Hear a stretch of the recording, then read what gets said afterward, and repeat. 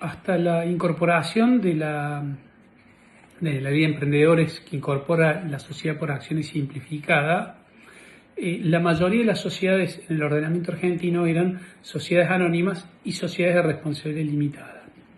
La sociedad de responsabilidad limitada había nacido como un mecanismo mixto en temas societarios, en donde se rescataba el elemento personal o el elemento instituto de personas de algunas circunstancias.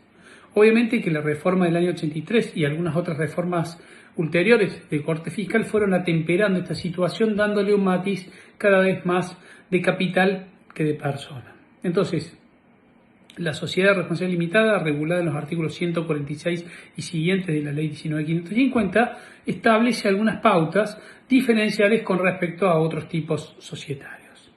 En algún punto, el elemento caracterizante de la responsabilidad limitada, como su nombre lo indica, es que limitan la responsabilidad al aporte realizado. Esto significa que los socios no son responsables solidarios por las deudas sociales. Obviamente que como socios tienen una garantía ilimitada por la integración de ese aporte. Ellos son garantes del aporte realizado, pero no son garantes de todas las pasivos sociales, salvo que lo hayan hecho de manera expresa a través de una vía contractual, una fianza o alguna situación. El capital no está dividido ni en partes de interés ni en acciones, sino que está dividido en cuotas sociales y tienen un valor mínimo de 10 pesos por acción a los efectos de poder dividirse. Entonces, al estar representado en cuotas sociales y no en acciones, tiene un esquema de funcionamiento mucho más cerrado que el de las acciones. La transmisibilidad, obviamente, esto tomando algo más de apertura, puede ser libre, salvo pacto en contrario, y tiene un número máximo de 50 socios. Entonces, estas cuestiones son algunas cuestiones que marcan un enfoque general a la hora de poder determinar. Es importante tener en cuenta algunas cuestiones fundamentales para diferenciar la sociedad anónima, la SRL y la sociedad por acciones simplificadas. Entonces vamos a analizar 5 o 6 cuestiones para marcar las diferencias principales. En las 3, el régimen es la limitación de la responsabilidad. O sea, ninguno de los socios o accionistas de las 3 sociedades son responsables por el pasivo social. Se limita la responsabilidad solamente a los bienes de la sociedad y, por supuesto, en los 3 casos son garantes de la integración del capital social realizado. En los 3 supuestos, el régimen impositivo es parecido.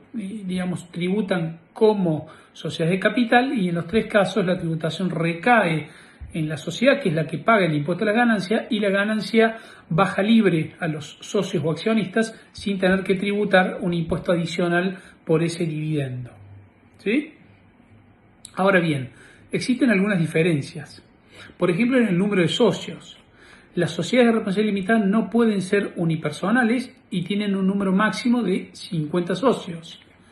La sociedad anónima puede ser unipersonal y no tiene un número máximo de socios, tiene un número ilimitado, pero si fuera la sociedad anónima unipersonal, tiene que tener no solamente la designación en el contrato, en la sociedad, que sea SAU o sociedad por acciones unipersonales, sino que además tiene que tener sindicatura obligatoria y algunas otras cuestiones. En cambio, en la sociedad por acción simplificada puede ser unipersonal y no es necesario que tenga ninguna otra situación vinculada con el órgano de administración. En la forma de constitución, la sociedad responsable limitada se puede hacer por instrumento público o por instrumento privado, con firma certificada. En cambio, la sociedad anónima se tiene que hacer necesariamente por escritura pública.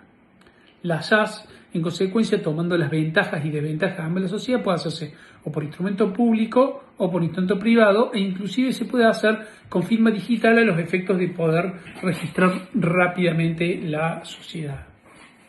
En lo que tiene que ver con los capitales mínimos, la SRL no establece ningún capital mínimo.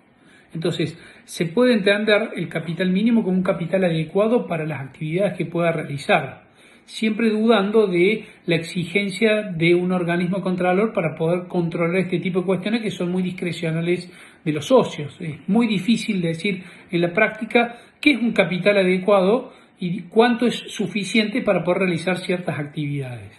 Ahora bien, En la SA el capital mínimo son 100.000 pesos y en la SRL, en la Sociedad por Acción Simplificada, en la SAS, son 2 salarios mínimos vital y móviles. Entonces hay alguna diferencia. El valor de las cuotas sociales puede ser de 10 pesos. En cambio, el valor de las acciones puede ser 1 peso, al igual que el valor de las SAS, o sea, las acciones de la SAS, que también puede ser 1 peso. En los 3 casos se deben inscribir en el registro público. En el caso de la SRL, la inscripción se puede realizar, por ejemplo, en Córdoba, a través de tribunales, en los 8 juzgados de la primera circunscripción o en algunos otros juzgados de competencia múltiple en otras ciudades de la provincia, y ese trámite que se realiza en tribunales, una vez culminado, se inscribe finalmente en el registro público. En cambio, la sociedad anónima se hace todo en el registro público, al igual que la SAS. La SAS incluso permite la inscripción digital de la constitución de la sociedad.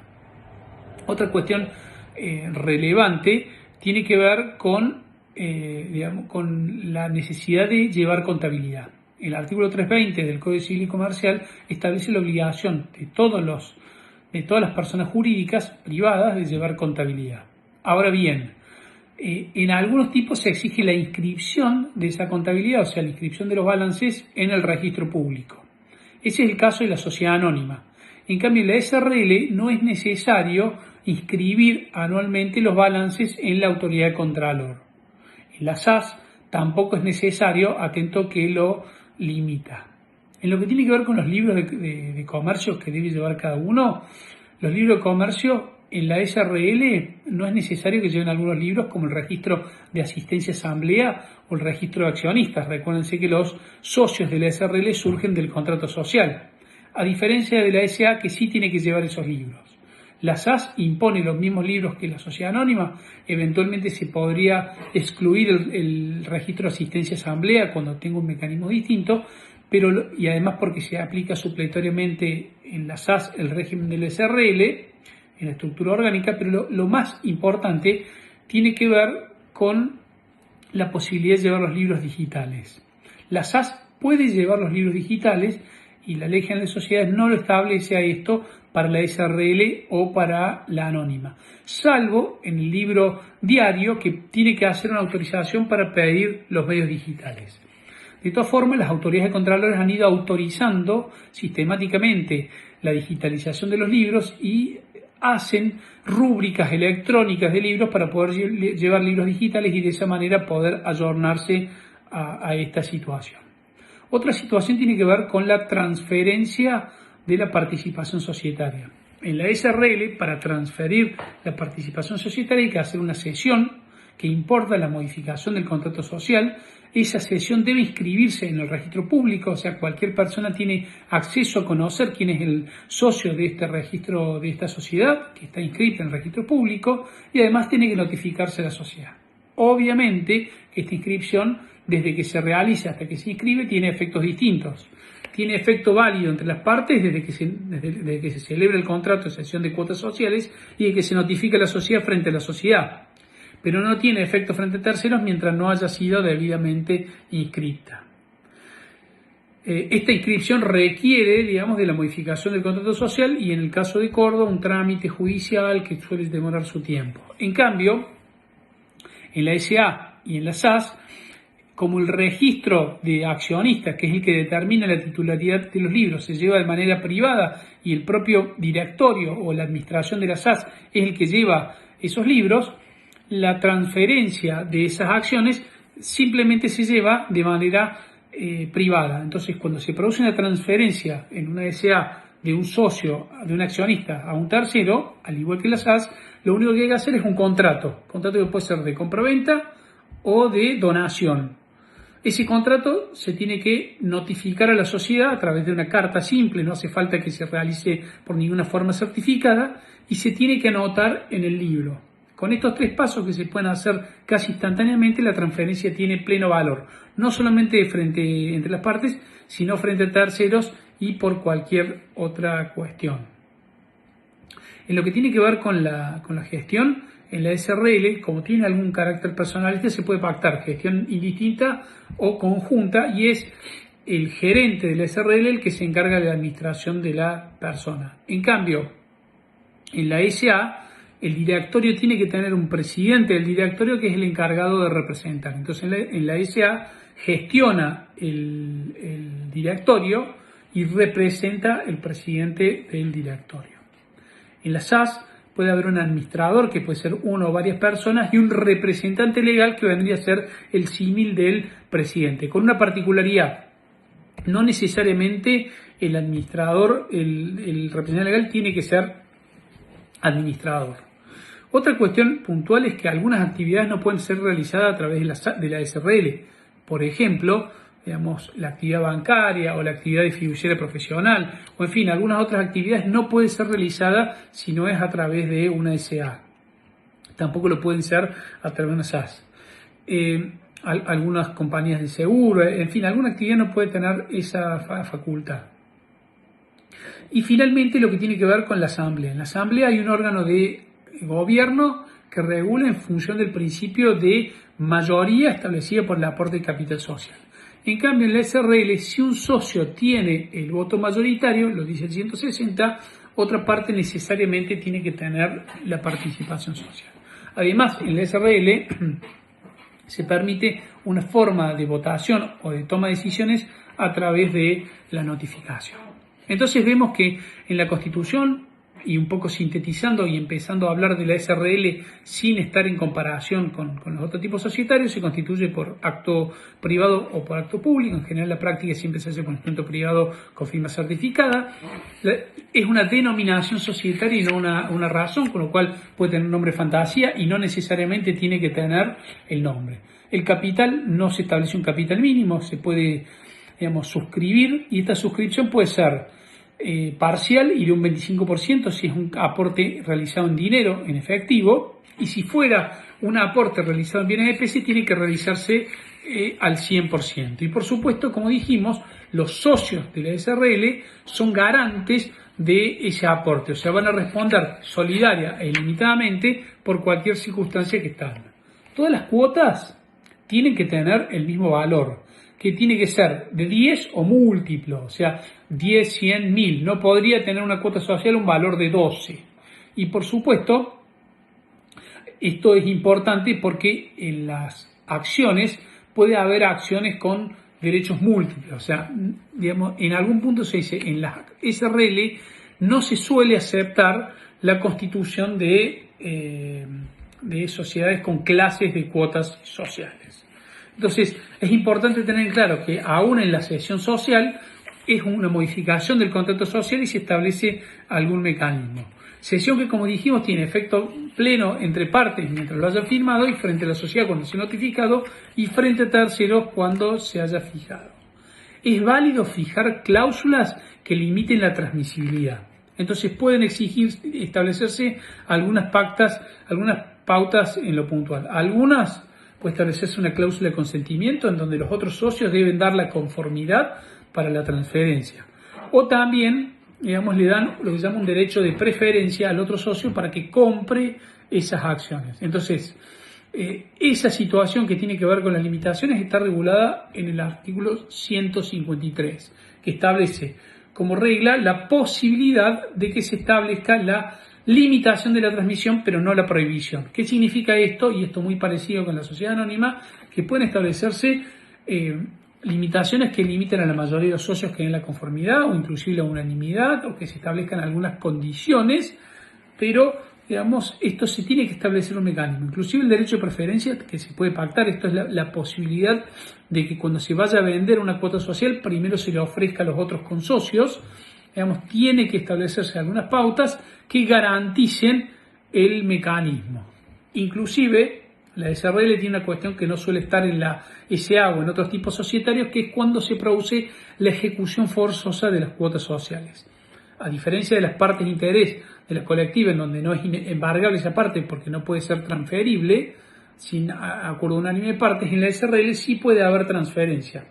Entonces, si se produce algún embargo sobre la cuota social que tenga un socio, supongan si un socio tenga una deuda con un tercero y el tercero ejecuta y embarga las cuotas sociales, se le tiene que notificar a la sociedad y se le da la opción a la sociedad e inclusive al propio deudor para, digamos, poder comprar con derecho de preferencia esa situación. Además, se puede pactar la incorporación de herederos. Entonces, hay una cuestión que está prevista que no dice expresamente que la muerte de un socio en SRL, digamos, resuelve parcialmente el contrato. Entonces, como no lo dice, no puede presumirse, porque la resolución tiene un efecto restrictivo, entonces no resuelve. Entonces, la regla sería que los socios, los herederos socios, continúen.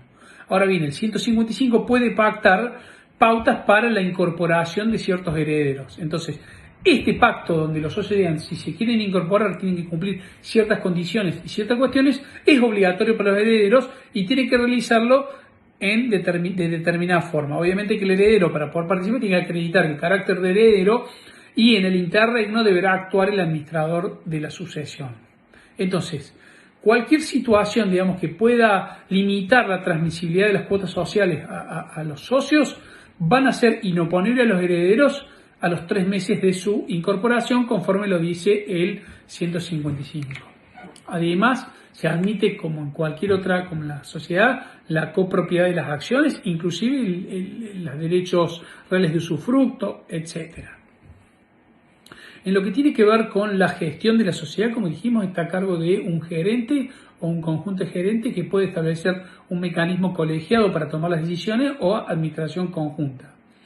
Tiene que tener un plazo de duración, pero a diferencia de la SA, en la cual no puede ser un plazo mayor a 3 ejercicios o a 5 años si tuviera consejo de vigilancia, en la SRL puede durar por toda la vigencia del contrato social.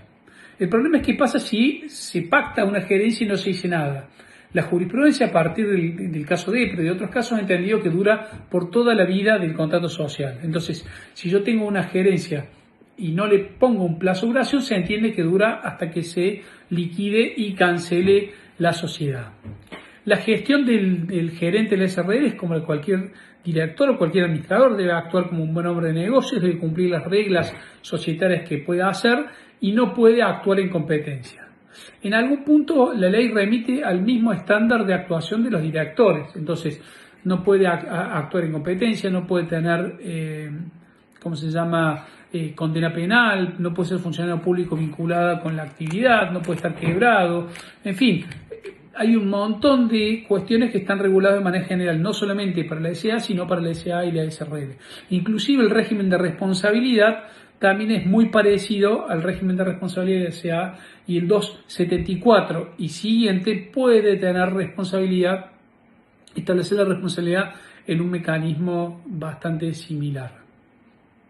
En lo que tiene que ver con la toma de decisiones, el contrato social debe prever cómo se van a tomar las decisiones. Estamos hablando de las decisiones del órgano de gobierno, que son los socios o los cuotapartistas, o sea, quienes son los titulares de las cuotapartistas. Como dijimos, el contrato tiene libertad de fijar esas pausas y en su defecto, digamos, las decisiones tienen que tomarse a cualquier mecanismo que garantice su situación. Se puede pactar asambleas, se puede pactar alguna forma de cursado de notificación a través de la situación fehaciente al domicilio de los socios. Las mayorías que se imponen, por lo menos, son más de la mitad del capital social, y la modificación del contrato social o alguna otra cuestión puede ser pactado hasta las, digamos, 3/4 partes del capital social. Entonces, el contrato tiene que establecer las reglas de modificación del contrato social y esa mayoría no puede ser menor a la mayoría del capital social. Si no se dice nada, se requiere las 3/4 partes del capital social, o sea, el 66.67%, y además se agrega que si un solo socio tiene esa mayoría, o el 66 o la mayoría que se haya pactado, necesariamente se requiere el voto de otro. Hay decisiones muy relevantes como ocurren con el 245, que son la transformación, la fusión, la escisión, la prórroga, la conducción, la transferencia del domicilio del extranjero, el cambio fundamental de objeto y cualquier otra que puede afectar gravemente la sociedad y que eso genere el derecho a receso. Esto es la posibilidad que tienen los socios de poder, digamos, salir de la sociedad a esos efectos. Cada cuota da derecho a un voto, digamos, y rige las limitaciones de orden personal, lo que tiene que ver con el conflicto de interés. Si yo soy socio y tengo algún conflicto de interés con la sociedad, rige el 248 en materia de asambleas. En lo que tiene que ver con la fiscalización, también la SRL puede tener un síndico que puede actuar de manera concreta y establecer las restricciones y el control que corresponda a esos efectos. Entonces, teniendo en cuenta la idea general de la SRL, siempre ha sido pensada más para la pequeña empresa. De todas formas, la forma no determina una calidad de empresa, y hoy el capital social mínimo de una SA son 100.000 pesos, que muchas veces es muy bajo a los fines de poder tener en claro los verdaderos negocios. Entonces, me parece que la elección del tipo societario en el ordenamiento argentino está más vinculado con las ventajas o desventajas que puede tener cada tipo social, esto es la SRL, la SA o la SAS, que por algunas cuestiones que estén vinculadas con el tamaño. Usualmente se hablaba de que la SA era para la gran empresa, pero esto en la Argentina carece sentido, y al tener un tratamiento impositivo similar y un régimen de mayorías en algún punto bastante similar, más allá de las diferencias que hemos mencionado, podemos establecer que cualquier sociedad podría ser. Y hay casos de empresas muy grandes que son SRL y hay casos de pequeñas empresitas chicas que son sociedades anónimas. Así que bueno, esto es un poco el eje general de la SRL, sin perjuicio de que hay algunas cuestiones puntuales que merecen. Hay una cuestión que me interesa destacar, que me había olvidado mencionar, que está vinculado con la posibilidad del socio de la SRL de competir con la sociedad. Entonces, esto originó el caso Mayéutica contra Mayéutica, que en algún punto prohibió la posibilidad de que el socio de la SRL compita con la sociedad, pero quiero decir que esto no es una extensión como la colectiva general para todos los socios, sino que hay que ver los contextos especiales de la sociedad. ¿Esto qué significa? Que no es, en el caso Mayéutica, no simplemente fue la competencia, sino que hubo algunos otros actos de competencia desleal que podían originar un perjuicio a la sociedad. Esto es poder, digamos, robar clientela, sacar empleados estratégicos, utilizar secretos de la empresa y ciertas cuestiones que podían ser más relevantes. Entonces, en mi opinión, no está prohibida la competencia en el socio de la sociedad colectiva, de la sociedad de responsabilidad limitada, como si lo está en el socio colectiva o las otras sociedades personalistas, siempre que se den alguna situación. Obviamente que tanto en la SRL como en la SA, los socios son libres de pactar lo que consideren conveniente a sus intereses, y si ellos entienden conveniente pactar la imposibilidad de realizar actos de incompetencia, tanto para los socios como para cualquier otra persona, son libres de hacerlos, y a esos efectos podrá ser vinculante para la parte.